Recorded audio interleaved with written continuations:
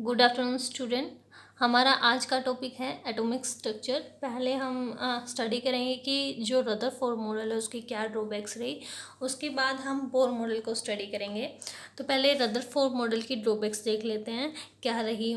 According to Rutherford जो nucleus है, जो एटम है आपका, उसकी स्ट्रक्चर इस तरह से है कि उसका मोस्ट ऑफ मास जो है सेंटर में है, जिसको आप न्यूक्लियस कह रहे हैं, और इलेक्ट्रॉन चारों ओर रिवॉल्व कर रहा है। बट जैसे कि उन्होंने कहा कि इलेक्ट्रॉन न्यूक्लियस के चारों ओर रिवॉल्व कर रहा है, तो वो क्या करे, कंटिन्यूसली सेंटर की तरफ एक्सेलरेट कर रहा है। और लॉरेंट्ज के अकॉर्डिंग क्या है कि कोई अगर एक्सेलरेटिंग चार्ज पार्टिकल है तो वो कंटिन्यूस एनर्जी की रेडिएशन एमिट करेगा।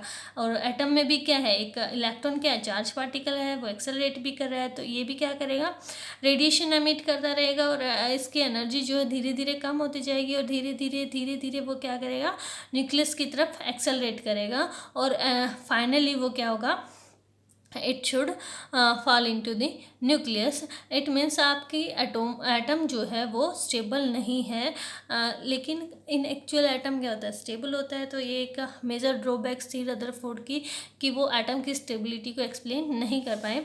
सेकंड जो ड्रॉबैक्स थी वो ये रही कि जैसा कि हमने कहा कि इलेक्ट्रॉन न्यूक्लियस के चारों ओर रिवॉल्व करता है, तो इलेक्ट्रॉन की रेडियस पे उन्होंने कोई भी रेस्ट्रिक्शन नहीं लगाई। इलेक्ट्रॉन की कुछ भी रेडियस हो सकती है, कुछ भी रेडियस हो सकती है। इट मीन्स वो जो एनर्जी एमिट करेगा वो कंटिन्यूस नेचर में एमिट कर सकता है, यानी वो किसी भी रेडियस से किसी भी रेडियस में जा रहा है, तो एनर्जी जो रहेगी वो एमिशन की वो कंटिन्यूस नेचर की रहेगी। आपको कंटिन्यूस स्पेक्ट्रा मिलना चाहिए, बट एक्चुअल में हमें जैसे कि हाइड्रोजन का केस देखें तो हमें लाइन स्पेक्ट्रा मिलता है। जैसे कि मैंने कल भी आपको दिखाया था कि हाइड्रोजन के केस में हमें इस तरह का स्पेक्ट्रा दिखता है which is discrete in nature. But Rutherford के मॉडल के अकॉर्डिंग जो स्पेक्ट्रा आना चाहिए वो कैसा आना चाहिए, कंटिन्यूस आना चाहिए। तो ये भी एक मेजर ड्रॉबैक्स रही। इन ड्रॉबैक्स को रिजोल्व करने के लिए बोर ने 1913 में मॉडल दिया, जो बोर मॉडल, और उसके कुछ पोस्टुलेट्स थे, यानी उस मॉडल को बनाने के लिए उन्होंने कुछ अजम्पशन किए। वो क्या थी, पहले ही जो उन्होंने कहा जो इलेक्ट्रॉन है वो न्यूक्लियस के चारों सर्कुलर ऑर्बिट में रिवॉल्व कर रहा है, यानी कि जो उनके इस तरह का कुछ उन्होंने बताया कि जो न्यूक्लियस है वो सेंटर में है और इलेक्ट्रॉन उसके चारों ओर सर्कुलर ऑर्बिट में रिवॉल्व कर रहा है। अब देखिए न्यूक्लियस पे भी चार्ज है, पॉजिटिव चार्ज और इलेक्ट्रॉन पे भी चार्ज है, और इन दोनों के बीच में कैसा फोर्स होगा, force of coulombic force of attraction होगा। तो फर्स्ट पोस्टुलेट कहते हैं कि इलेक्ट्रॉन न्यूक्लियस के चारों सर्कुलर ऑर्बिट में रिवॉल्व कर रहा है और उनके बीच में कोलम्बिक फोर्स ऑफ अट्रैक्शन रहेगा। तो ये कैसा पॉइंट ऑफ व्यू था, एक ये क्लासिकल पॉइंट ऑफ व्यू था।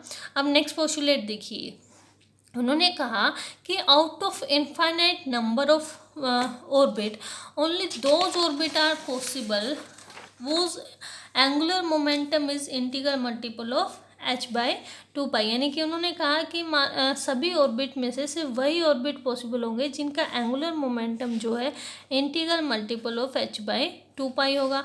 h/2 फैक्टर को हम h कट लिख सकते हैं, h/2π फैक्टर को मैंने h कट लिखा है। यानी उन्होंने कहा कि सिर्फ वही ऑर्बिट पॉसिबल होंगे जिनका एंगुलर मोमेंटम NH कट होगा, यानी वहाँ पे उन्होंने एक क्वांटाइज्ड रेस्ट्रिक्शन लगा दी। ठीक है, अब देखिए ऊपर के जो हम पोस्टुलेट देखा था हमने, वहाँ पे क्लासिकल व्यू था, बट इस पोस्टुलेट में क्वांटम व्यू है, यानी यहाँ पे एंगुलर मोमेंटम को उन्होंने क्वांटाइज कर दिया। यानी कि आप कह सकते हैं कि बोर मॉडल क्लासिकल और क्वांटम मैकेनिक्स दोनों को साथ लेकर चल रहा है। ठीक है, अब यहाँ पे जो n की वैल्यू रहेंगी वो 1 2 3 पॉसिबल होंगी, n 0 पॉसिबल नहीं है। वो हम इसी लेक्चर में आगे देखेंगे कि n उन्होंने 0 क्यों नहीं कंसिडर किया। ठीक है, अब नेक्स्ट पोस्टुलेट क्या रहा, उन्होंने रेस्ट्रिक्शन लगा दी कि जैसे ये सही है कि accelerating charge particle electromagnetic radiation emit करता है, बट उन्होंने क्या रेस्ट्रिक्शन लगा दी कि अगर चार्ज पार्टिकल अलाउड ऑर्बिट में रिवॉल्व करे। अलाउड ऑर्बिट से उनका क्या मतलब है, वो ऑर्बिट जिनका angular momentum integral multiple of h cut है। अगर आपका इलेक्ट्रॉन इनमें से किसी ऑर्बिट में रिवॉल्व कर रहा है तो वो इलेक्ट्रोमैग्नेटिक रेडिएशन एमिट नहीं करेगा। ठीक है, एक रेस्ट्रिक्शन ये लगा दी। This is third postulate of Bohr model. Next postulate क्या रहा, अकॉर्डिंग टू फोर्थ पोस्टुलेट, आपके इलेक्ट्रोमैग्नेटिक रेडिएशन जो एमिट होंगे, अगर आपका इलेक्ट्रॉन किसी एक्साइटेड स्टेट से लोअर स्टेट में आ रहा है, मान लो एक्साइटेड स्टेट की एनर्जी EI है और लोअर स्टेट की एनर्जी जो है वो EF है, देन वहाँ से जो फ्रीक्वेंसी एमिट होगी रेडिएशन की वो किसके इक्वल होगी, जो एक्साइटेड स्टेट की एनर्जी है माइनस जो आपकी लोअर स्टेट की एनर्जी है divided by H is Planck's constant. तो ये 4 पोस्टुलेट थे। इन 4 पोस्टुलेट को कंसिडर करते हुए हम एनर्जी निकालेंगे इन केस ऑफ हाइड्रोजन एटम। ये देखते हैं वो कैसे होगी। जैसे कि यहाँ पे लिखा है, यहाँ पे एक आपने न्यूक्लियस ले लिया है, इलेक्ट्रॉन्स के चारों ओर रिवॉल्व कर रहा है सर्कुलर ऑर्बिट में विद वेलोसिटी v, और r जो है फर्स्ट ऑर्बिट की रेडियस है। ठीक है, तो यहाँ पे 2 फोर्स रख रहे हैं। First is Coulombic force of attraction, second क्या है, क्योंकि वो सर्कुलर ऑर्बिट में रिवॉल्व कर रहा है तो वहाँ पे सेंट्रीपिटल फोर्स भी होगा। ठीक है, अब दोनों फोर्स क्योंकि वो स्टेबल है तो दोनों फोर्स एक दूसरे को कैंसिल आउट करेंगे, यानी Coulombic force of attraction. Coulombic force क्या होता है, 2 चार्ज हैं, दोनों को r से सेपरेट किया है तो फोर्स कैसे लिखते हैं हम, equal to 1/4 pi epsilon naught Q1 Q2। मान लो ये Q1 चार्ज है, Q2 चार्ज है, डिवाइडेड बाय r², ऐसे लिखते हैं। अब यहाँ पे भी क्या है हमारे पास 2 चार्ज हैं, one is Ze charge on nucleus which is positive, second क्या है इलेक्ट्रॉन जो कि ई चार्ज है, नेगेटिव है। दोनों के बीच में कूलम्बिक फोर्स ऑफ अट्रैक्शन है और डिस्टेंस क्या है, equal to radius of first Bohr orbit r है। तो फोर्स क्या आ जाएगा हमारे पास, 1/4 पाई एप्सिलॉन नॉट Ze, पहला चार्ज, दूसरा चार्ज E है तो Ze² हो गया, डिवाइडेड बाय r²। अब ये किसके इक्वल है, सेंट्रीपिटल फोर्स के इक्वल है, और क्योंकि इलेक्ट्रॉन v वेलोसिटी से मूव कर रहा है तो mv² बाय r। ठीक है, यहाँ से एक r कैंसिल कर दीजिए, तो यहाँ पे हमारे पास mv² इक्वल टू क्या आ गया, Ze² by 4 pi epsilon naught r। तो ये हमारा फर्स्ट पोस्टुलेट से ये हमारा एक रिजल्ट निकल के आया है। अब हमने सेकंड पोस्टुलेट क्या पढ़ा था, कि सिर्फ वही ऑर्बिट पॉसिबल रहेंगे जिनका angular momentum integral multiple of h cut होगा। तो वो लिख लेते हैं, यानी L इज इक्वल टू क्या होगा, NH कट होगा, L का मैग्नीट्यूड, या फिर लिख लें MVR is equal to NH by 2 pi हो, है ना। H कट को मैंने लिख दिया H/2 पाई। अब यहाँ से आप V की वैल्यू निकाल लीजिए। V इज इक्वल टू क्या आ जाएगा, यहाँ से is equal to NH/2 pi MR। ये हमारे पास V की वैल्यू आ गई। अब इस V की वैल्यू को आप ऊपर वाले इक्वेशन में पुट कर दीजिए जो हमने निकाली है, और वहाँ से हमारे पास क्या आ जाएगी, R की वैल्यू आ जाएगी, radius of first Bohr orbit. तो यहाँ पे पुट करेंगे तो हमारे पास आ जाएगा mv² मतलब n² h² divide by 4 पाई² m² r²। ठीक है, equal to Ze² by 4 pi epsilon naught r। ठीक है, ये टर्म आ गई हमारे पास। यहाँ से जो कैंसिल हो रहा है उसको कैंसिल कर दीजिए। देखिए 4 से 4 दोनों तरफ कैंसिल हो रहा है, 4 से 4 को हमने कैंसिल कर दिया। यहाँ से r की एक पावर कैंसिल हो रही है, एक पावर को कैंसिल कर दिया, m की एक पावर कैंसिल हो रही है, कैंसिल कर दिया। देखिए यहाँ पे क्या बच गया, n² h² divided by pi mr equal to Ze² by pi epsilon naught. यहाँ से पाई की एक पावर भी कैंसिल हो रही है, हमें r चाहिए, तो r इज इक्वल टू क्या आ गया, Ze², ये एज इट इज रखा, डिवाइडेड बाय, आप सॉरी उल्टा लिख दिया मैंने, हमें r चाहिए, r को इस तरफ ले जाइए, बाकी टर्म को इधर ले आइए, तो r इज इक्वल टू क्या आ जाएगा, this is as it is n² h², epsilon naught इधर चला गया, epsilon naught divided bye Ze², और यहाँ पे आ गया पाई m। ठीक है, तो ये हमारे पास रिजल्ट आ गया for radius of Bohr orbit. अब हमें निकालनी है वेलोसिटी ऑफ बोर ऑर्बिट। यहाँ से ये वैल्यू को उठा के इस इक्वेशन में पुट अगर हम कर दें तो हमारे पास आ जाएगी वेलोसिटी ऑफ बोर ऑर्बिट। तो इस इक्वेशन में पुट करें अगर, देखिए हमने क्या निकाला, वेलोसिटी हमारे पास थी NH/2 पाई MR, और हमने निकाला है R is equal to n² H square epsilon naught divided by pi M Z E square. ठीक है, ऊपर वाली इक्वेशन में अगर हम पुट करें तो v इज इक्वल टू क्या आ जाएगा, N H by 2 pi M, R की जगह पुट कर दिया N square H square epsilon naught divide by pi M Z E square. ठीक है, पाई एम से पाई एम कैंसिल आउट हो गया, यहाँ पे एक एन की पावर कैंसिल हो गई, यहाँ से एक एच की पावर कैंसिल हो गई, तो v इज इक्वल टू क्या आ गया आपके पास, Z E square divide by 2 epsilon naught N H. This is the velocity of electron in according to Bohr model. ठीक है, तो ये वेलोसिटी ऑफ इलेक्ट्रॉन आ गई। अगर आप यहाँ पे देखिए, ये अगर हम हाइड्रोजन की बात करें, for hydrogen Z is equal to 1, और अगर आप फर्स्ट ऑर्बिट की बात करें then N is equal to 1। तो जेड को अगर आप 1 पुट कर दें, एन को 1 पुट कर दें, तो बाकी टर्म अगर हम देखें कांस्टेंट है, H is constant, epsilon naught is constant, pi is constant, M mass of electron is constant, E charge on electron is constant. तो अगर आप सभी वैल्यू पुट करें तो यहाँ पे radius for first Bohr orbit is क्या आ जाएगी, this is near about 0.53 angstrom, यानी फर्स्ट बोर ऑर्बिट की जो रेडियस आती है वो कितनी आती है, 0.53 एंगस्ट्रॉम। ठीक है, सिमिलर मैनर में अगर हम वेलोसिटी निकालें, यहाँ पे देखिए for hydrogen Z is 1 and for first orbit N is equal to 1 होगा। यहाँ पे बाकी टर्म कांस्टेंट है, तो वेलोसिटी जो आएगी वो आएगी नियर अबाउट 2.18 इंटू 10⁶ मीटर पर सेकेंड, ये वेलोसिटी आती है। This is near about 1% of velocity of light. ठीक है, या फिर कहें 1/137 ऑफ सी, यानी वेलोसिटी ऑफ लाइट का लगभग 1% है, या फिर कहें this is 1/137 of velocity of light. आप यहाँ पे देखिए this is near about 1% of velocity of light, तो यहाँ पे अगर आप थ्योरी ऑफ रिलेटिविटी ना लगाएं तो चल जाएगा, और हमने लगाई भी नहीं, यहाँ पे थ्योरी ऑफ रिलेटिविटी हमने यूज़ नहीं की है। देखिए अगर हम यहाँ पे, मैंने वहाँ पे आपको बताया था कि जो n की वैल्यू पॉसिबल है वो क्या है, n 1 2 3 एंड सो। अगर आप यहाँ पे n को 0 रख दें तो वेलोसिटी अप्रोचेस टू इन्फिनिटी, और अगर वेलोसिटी इन्फिनिटी अप्रोच करे यानी वेलोसिटी बहुत ज़्यादा है तो हमें क्या लगानी पड़ेगी, वहाँ पे थ्योरी ऑफ रिलेटिविटी लगानी पड़ेगी।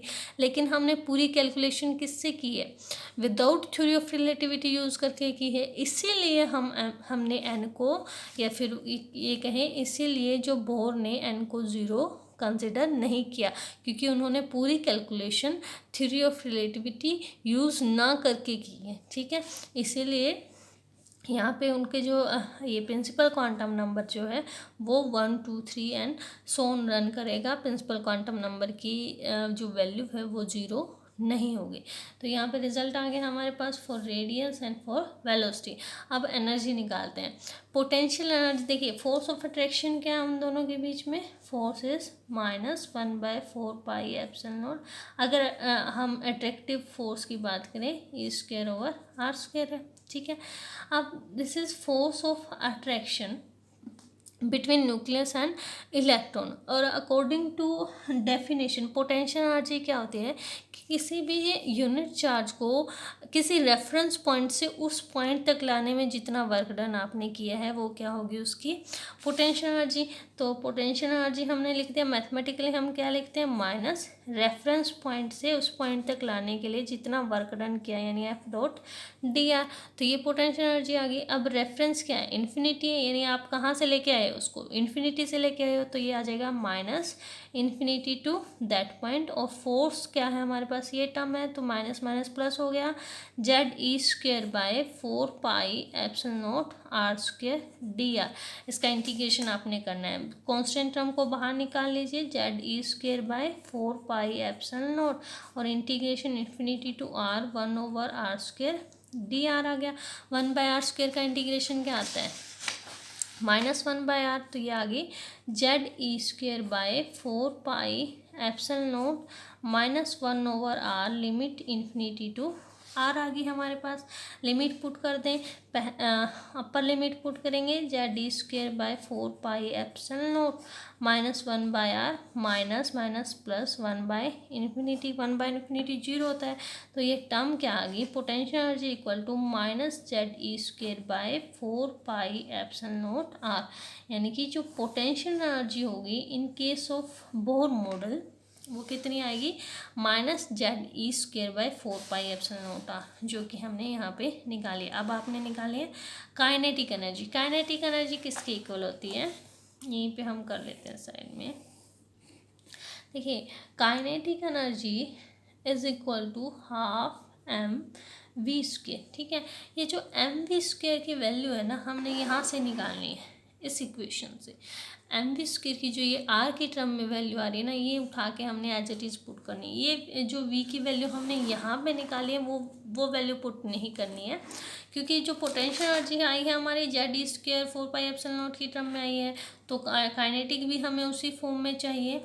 तो काइनेटिक एनर्जी हम निकाल लेते हैं, यहाँ से उठा के mv² की वैल्यू को पुट कर दे। तो यहाँ से mv² की वैल्यू क्या आती है, mv² इक्वल टू क्या, r एक पावर कैंसिल हो गई, इक्वल टू क्या है ZE²/4πε0 r, है ना। ये वैल्यू पुट कर दीजिए। हमने काइनेटिक एनर्जी निकालनी है, हाफ mv² की वैल्यू क्या है ZE²/4πε0 r, तो जो काइनेटिक एनर्जी आएगी वो इक्वल टू आ जाएगी ZE²/8πε0 r, ठीक है। और जो हमारी पोटेंशियल एनर्जी आई है वो क्या आई है, दिस इज -ZE²/4πε0 r। आपने टोटल एनर्जी निकाले हैं, तो टोटल एनर्जी के लिए हम क्या करेंगे, इन दोनों को काइनेटिक प्लस पोटेंशियल एनर्जी दोनों को ऐड कर दिया। काइनेटिक एनर्जी इज कितनी है ZE²/8πε0 r, तो वो वैल्यू पुट कर दी हमने। पोटेंशियल एनर्जी है -ZE²/4πε0 r, वो वैल्यू पुट कर दी। और ये टर्म क्या आ जाएगी, -ZE²/8πε0 r। This is total energy for hydrogen, या फिर कहीं किसी भी हाइड्रोजन लाइक एटम के लिए। तो टोटल एनर्जी मैं लिख लेती हूँ, total energy is equal to कितनी आ गई हमारे पास, this equal to -ZE²/8πε0 r, ठीक है। अब r की वैल्यू पुट कर दीजिए। अब यहाँ पे जो हमने पीछे कैलकुलेट की थी किसकी इक्वल थी, r इज इक्वल टू हमने कैलकुलेट किया था n²h²ε0 डिवाइडेड बाय πmZE²। ये वैल्यू यहाँ पे पुट कर दें, जो टोटल एनर्जी हमारे पास आएगी इक्वल टू क्या आ जाएगी, -ZE² डिवाइडेड बाय 8πε0। आर की जगह क्या लिखना है हमने, n²h²ε0 डिवाइड बाय πmZE², ठीक है। यहाँ से देखिए पाई से पाई कैंसिल आउट हो जाएगा, और कोई टर्म यहाँ पे कैंसिल नहीं हो रही है, तो इसको एज इट इज़ लिख देते हैं। This term is -mZ²E4 divided by 8πε0² h² और इंटू में 1/n²। This is the form of total energy in case of Bohr model, ठीक है।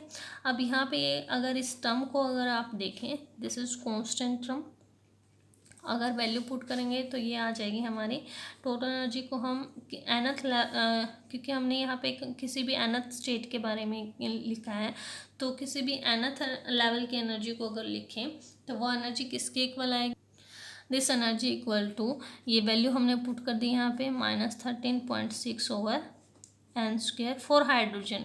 यहाँ पे Z को हमने 1 पुट किया, फॉर हाइड्रोजन इलेक्ट्रॉन वोल्ट, ठीक है। किसी भी nth लेवल की एनर्जी ये आएगी। अब अगर आप यहाँ पे फर्स्ट लेवल की, ग्राउंड लेवल की एनर्जी निकालना चाहते हैं तो n को 1 पुट कर दीजिए, एनर्जी आ जाएगी -13.6 इलेक्ट्रॉन वोल्ट। अगर आपने फर्स्ट एक्साइटेड स्टेट की निकालनी है तो n को 2 पुट कर दीजिए, यानी कि डिवाइडेड बाय 4 करेंगे तो एनर्जी आ जाएगी -3.39 इलेक्ट्रॉन वोल्ट।